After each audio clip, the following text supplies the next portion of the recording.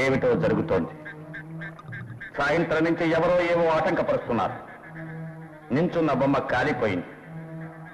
మనస్సులో ఏదో కల్లోలం, మంత్రం ఉచ్చరించడానికి ఏదో భయం. కాశ్మోరాకు ఎందుకో తృప్తి కలగడం లేదు. అంటే మన పని జరగదంటారా?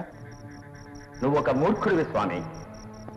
కాశ్మోరాన్ని ఎదిరించే శక్తి లోకంలో ఎవరికీ లేదు. ఎవరో ఆ శక్తిని ఆటంకపరుస్తున్నారు. రేపే ఫోన్ చేస్తాను స్వామి. హలో, ఎవరు? నేను పైన మాట్లాడుతున్నాను. నేను స్వామిని మాట్లాడుతున్నాను. Wrong number. నాకు తెలుసు, నువ్వేం చెప్పక్కర్లే. నిన్న రాత్రి 12 గంటలకు పాప మాట పడిపోయి ఉంటుంది.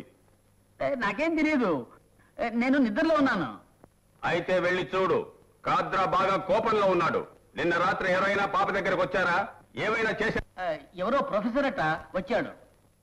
పైడి వాణ్ణి ముగించేయి. ఈ 2 రోజుల్లో కాశ్మోరాకు ఎవరు అడ్డు రాకూడదు. ఈవేళ రాత్రి 12 గంటలకు సరిగ్గా పాప కోమాలోకి వెళ్తుంది. అదే టైంకి పాప యొక్క తల వెంట్రుకలు శ్మశానానికి తీసుకువెళ్లి కాల్చి పారేయాలి. ఆ పని నువ్వు చెయ్యి. సరస్వతి ఎలా ఉన్నాడు? రాయిలా ఉన్నాడు. ఈరోజు చివరి రోజు. రేపటి నుంచి రక్తం వేయక్కర్లేదు. పాప కోమాలోకి వెళ్లి రేపు రాత్రి సరిగ్గా 12 గంటలకు తన ప్రాణం వదులుతుంది. శారదమ్మకి ఫిట్స్ వచ్చి పడిపోయారు. డాక్టర్ కి త్వరగా ఫోన్ చేయండి బాబు.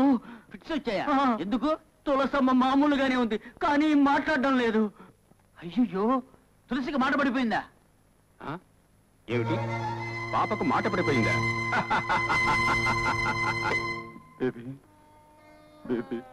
Sridhar, I'm sorry. Doctor, Tulasi నిన్నటి నుంచి మాట్లాడటమే లేదు.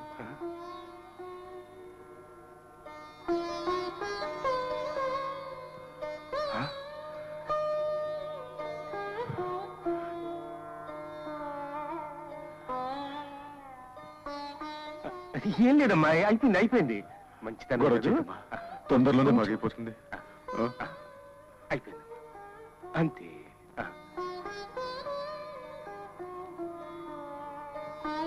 బాధపడకమ్మా, బాధపడకు. శ్రీధర్, ఈ మందులు వాడండి, ధైర్యంగా ఉండండి.